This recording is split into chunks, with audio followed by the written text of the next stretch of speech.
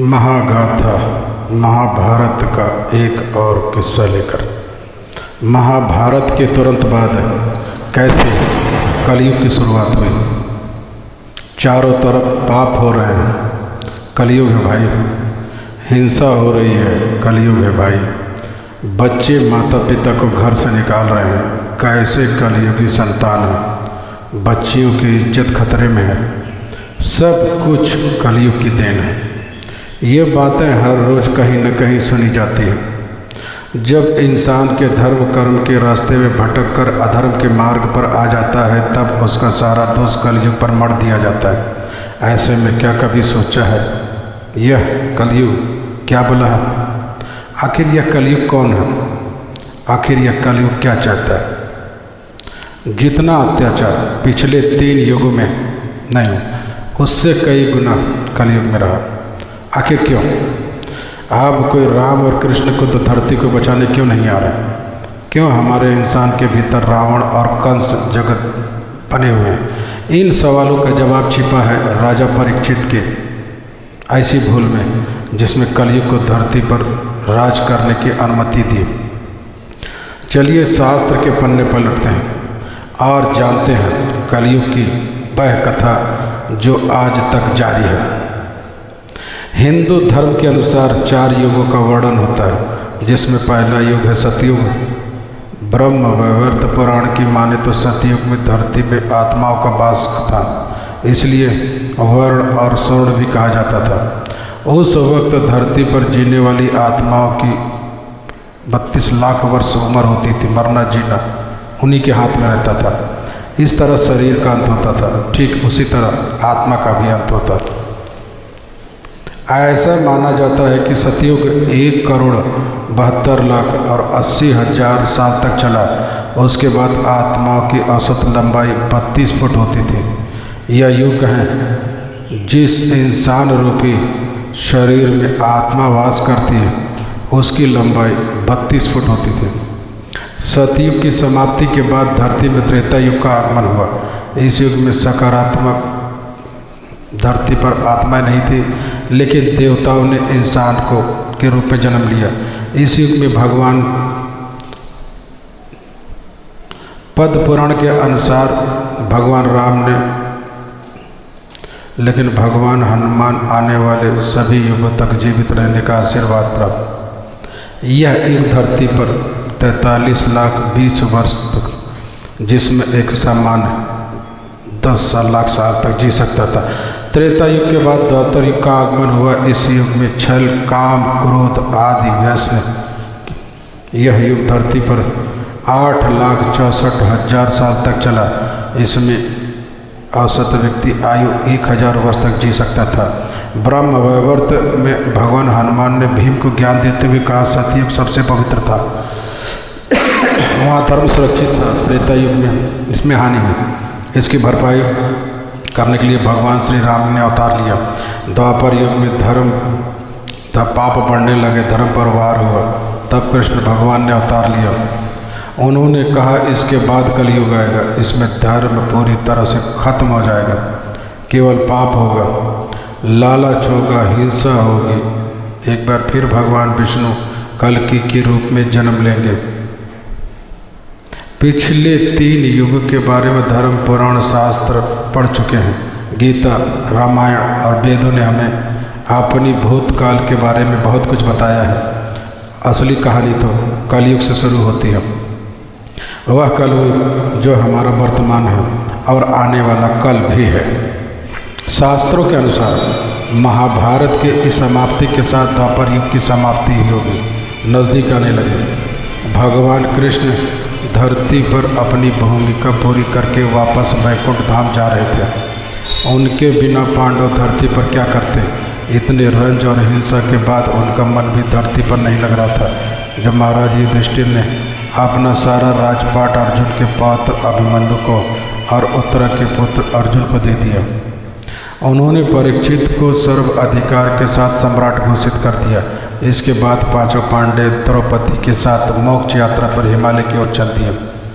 अब धरती पर राजा परीक्षित का राज था। न कृष्ण थे, न माता लक्ष्मी, न भीष्म, न कोई विद्वान। फिर भी परीक्षित ने अपनी जिम्मेदारी को निभाने का प्रयास किया। बताया जाता है कि पांडवों के हिमालय गमन के बाद माता धरती और धर्म सरस्वती नदी के एक एक छोर पर बैठे थे। माँ धरती गायत्री रूप में और धर्म बैल के रूप में बैठे थे, बातें कर रहे थे। गाय रूपी धरती माँ दुखी थी और निराशा से उनकी आंखें भर आई। धर्म ने पूछा, अब तो महाभारत खत्म हो गया है, चीख पुकार हिंसा सब समाप्त हो गई है, फिर भी आप दुखी क्यों हो? धरती ने कहा, धर्म क्या तुम देख नहीं रहे हो? तुम्हारे चारों पैरों में अब केवल एक पैर शेष रह गया है। पहले भगवान कृष्ण के चरण मुझ में पड़ते थे, इसकी वजह से मैं खुद को सौभाग्यशाली मानती थी, परंतु अब ऐसा नहीं है। अब मेरा सौभाग्य समाप्त हो गया है। धर्म और धरती आप बातें कर पाते इसके पहले वहाँ असुर रूपी कलयुग पहुँचा। उसने सरस्वती नदी के किनारे बैठे गाय और बैल को सताना शुरू कर दिया। उसी दौरान राजा परीक्षित का वहाँ से गुजरना हुआ। वहीं गाय और बैल को परेशान होते देख करके कलयुग से कहा, दुष्ट पापी तो कौन है? इन निरीह गाय तथा बैल को क्यों सता रहा? तेरा यह पाप के समान कार्य। उन्होंने कहा, तेरा अपराध क्षमा योग्य नहीं है, तेरा वध निश्चित है। यह कहते हुए परीक्षित ने कलयुग पर धनुष तान दिया। राजा परीक्षित बैल रूपी धर्म को पहचान चुके थे। उन्होंने धर्म से पूछा, कौन है? पर उन्होंने जवाब नहीं दिया।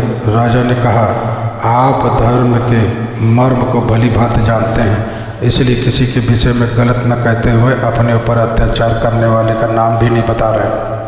तब ये कलयुग राजा के चरणों में आ गया और अपना परिचय देते हुए कहा, महाराज मैं कलयुग हूँ। राजा ने धर्म से कहा, सतयुग में आपके 4 चरण थे, त्रेता में 3, द्वापर में 2 और आज कलयुग में पाप के एक और चरण को नुकसान पहुंचा दिया।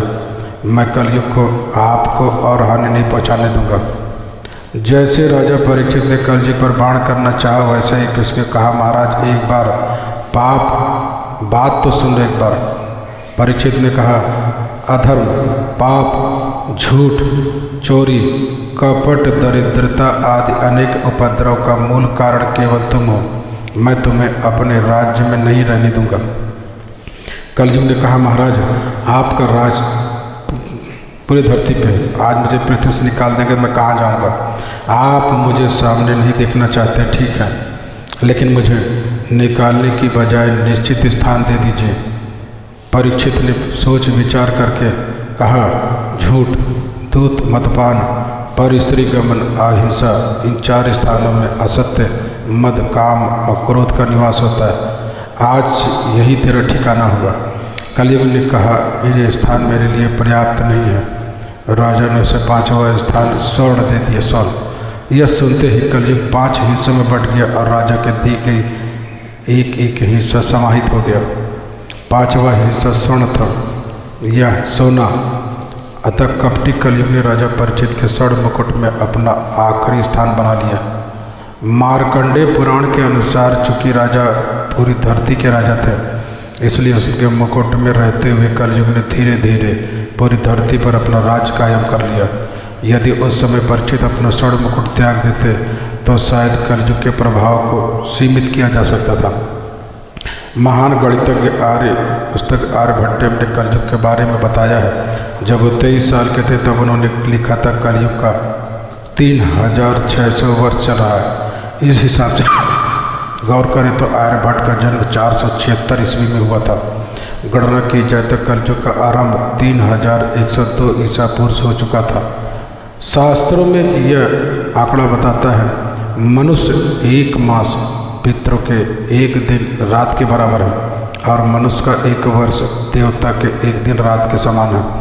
यदि मनुष्य के 30 वर्षों से देवता का 1 मास बनता है, मनुष्य के 360 वर्ष देवता का 1 वर्ष दिव्य वर्ष कहलाता है।